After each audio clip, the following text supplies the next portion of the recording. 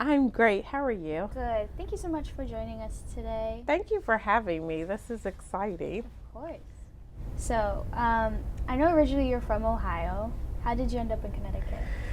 It's kind of a crazy story. My husband and I really started thinking that, we don't have children of our own and we're both in the education field, him in technology.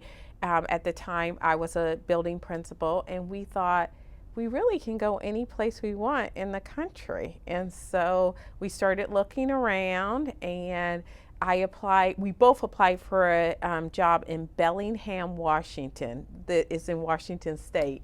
And then I was sitting and I was looking at other job opportunities, and I saw Stamford, Connecticut. I had done some work with the National Center for Learning Disabilities in New York, and we knew it was right outside of New York. That's all we really knew. And long and short, 6 months later, I was living in Stamford. Wow, that's Yeah. Washington is on the other side. Other side of the world, right? So there was no rhyme or reason to it. I came here. I quickly fell in love with the town, and I loved the diversity in the school system, and so I decided that this is what I was going to do. Yeah, and that was 9 years ago. Wow, that's Yeah, awesome. yeah. So, how is life in Connecticut different from life in Ohio? So I always say that when we first moved here, people here are very East Coast. In Ohio, we're just like, hold doors for one another. We don't blow our horns. We allow people to merge when you're driving, and that's not what happens here. So I had to learn how to drive differently here and to be more aggressive and stuff like that in driving, and people blow their horns all the time, and it's just not like that in Ohio. People hold the door for like 10 people to walk through the door. So I don't go back to Ohio a lot. Interesting, in the 9 years that I've lived here, I've only been back to Ohio about 13 times. I think people think I go back all the time, but I don't. But yeah, I am surprised when I go back how different it is there than here. Do you have family in Ohio? So, funny, my husband lives in Ohio.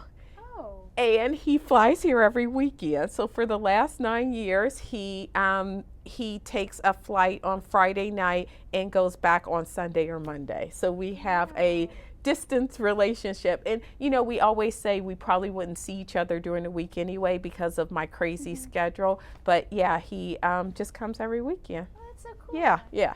Can you tell me a little bit of your education and why you chose your major?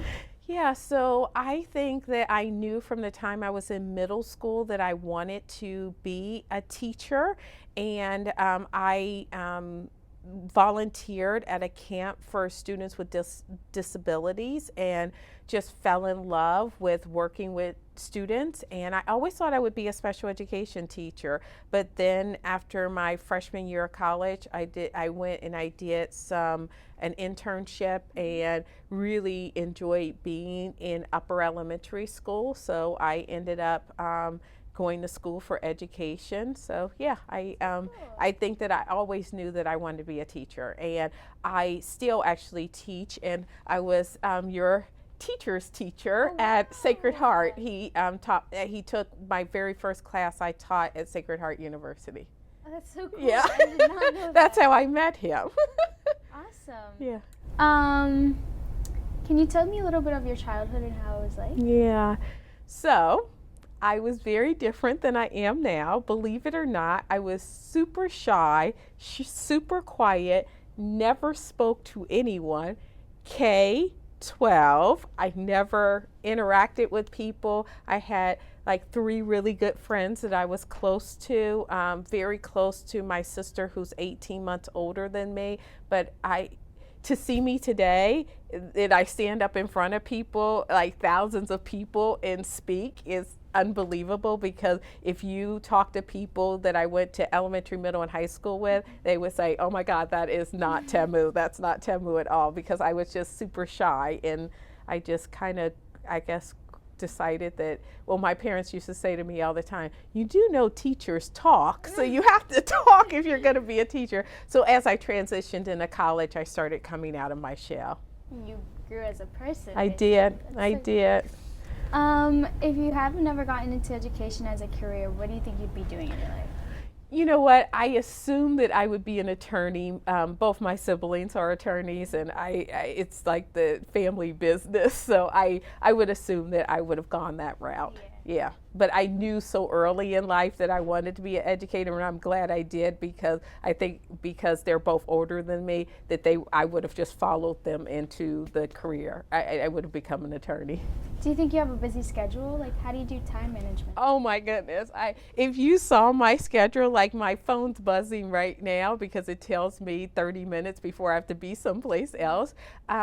I literally have something about every 30 minutes. My last meeting ended at 10 o'clock last night, and my first meeting started at 6:45 this morning. So, and before my 6:45 meeting, I had already went for a run and wrote the weekly message. So my day is full, but I like it that way. I love to be busy all the time. I would not have it any other way. If I have like 10 minutes in my schedule, I'm like bored. I need to be moving at all time, and my brain works that way. Like COVID was very interesting to me because I love problem solving, and that was like a big problem to solve. And I think that's why I like being a superintendent, because there's a different problem every day, every minute of every day, and so I get to solve problems all the time. So you have a busy schedule. Yeah.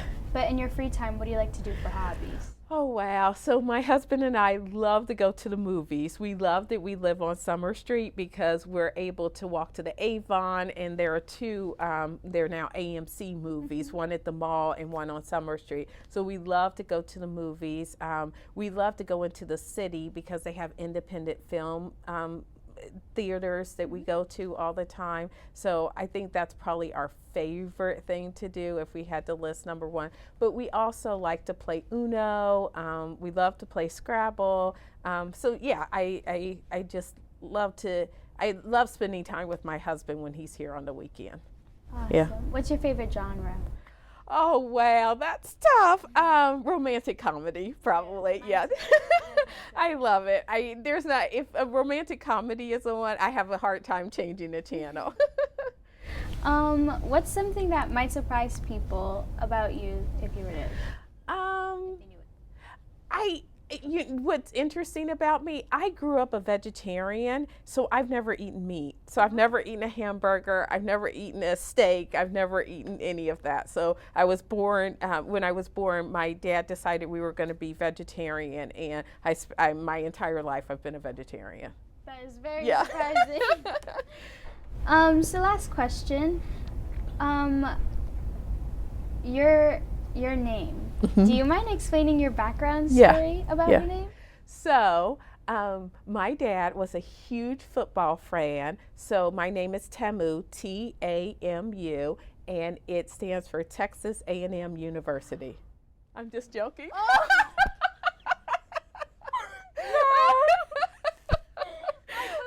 I know. No, I'm just joking. So Tamu means sweet in Swahili, and so yes, but when my sister's 18 months older than me, so I went to visit her in college, and we went into one of her friends' dorm rooms, and it said, "I love Tamu," and it was Texas A&M University, and that's the first time I realized that my name has an attachment. So I said, I'm going to tell people from now on that it works. So anyway, no, it means sweet in Swahili. And then Lucero is my husband's last name. So I took my husband's last name when I got married. So Dr. Lucero. Dr. Lucero, yes. Well, thank you so much for joining us Thank today. you. It was nice having you. It was nice talking to you. You're wonderful.